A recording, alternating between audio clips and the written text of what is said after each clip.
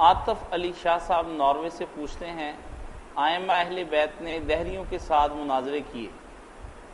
آپ اکثر اپنے خطبات میں ان کا ذکر بھی کرتے ہیں،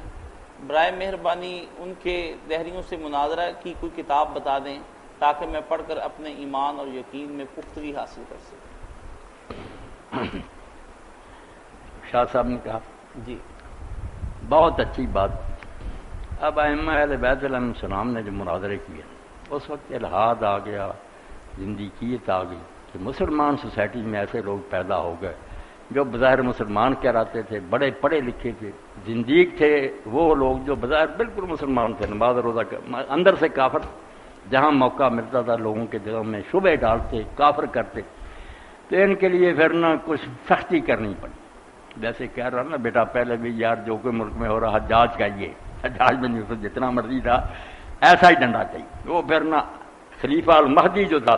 اس نے ایک کمیٹی بنائی جس کو عارف الزناد کا کہتے تھے کہ زندیقوں کو ڈھونڈو، ہر شہر میں پھر ڈھونڈے گئے، لٹکا دیے پاؤں، بڑی مشکل سے وہ فتنہ ختم ہوتے، مسلمان کہلا کر اندر سے کھوکھلا کر رہے۔ تو زندیق تھے، ائمہ کا زمانہ تھا، اس وقت جو مناظرے انہوں نے کیے وہ تذکرہ پڑھنا چاہیے مولانا ابوالکلام آزاد کا، بڑی پیاری کتاب، مشکل ہے ذرا، فارسی اردو عربی سب بھرا ہوا۔ اس میں آزاد لکھتا کہ یہ مغربی تہذیب جو ہے نا الحاد اور کفر پھیلا رہی، اللہ کے بارے میں شک، آخرت کے رسول کی کیا ضرورت ہے، انسانی عقل کیا۔ اس نے کہا جس نے ائمہ طاہرین کے مناظرے پڑھے ہیں جو انہوں نے بے دینوں سے کیے تھے اس کو یہ تہذیب ہلا نہیں سکتی، کوئی اثر نہیں ہو سکتا، ان میں ایسی ٹھوس باتیں ہیں۔ تو وہ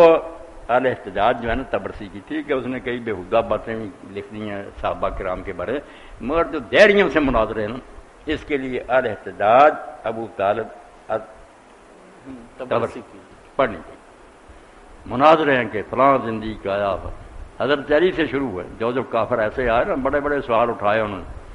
منہ بند کر دیا۔ مولانا یہ وجود خدا پر اثبات وجود خدا بھی ایک دفعہ آپ نے بتائی تھی، آیت اللہ نوری کی ہاں وہ بھی اس بات وجود ہے۔ جی